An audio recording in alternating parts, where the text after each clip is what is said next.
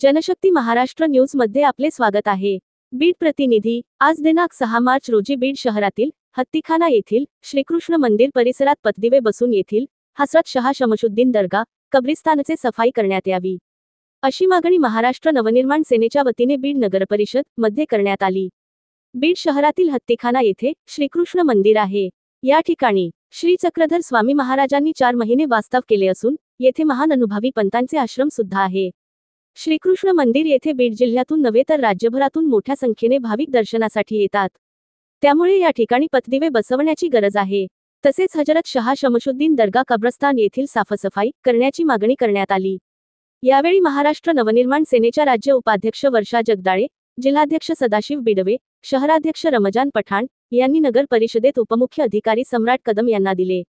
यावेळी मोहोजची विनामदार, दत्तात्रेय डावकर आदी कार्यकर्ते उपस्थित होते। Janshakti Maharashtra news channel subscribe करा, लाईक करा, शेअर करा, बेल आयकॉन दाबायला विसरू नका। धन्यवाद।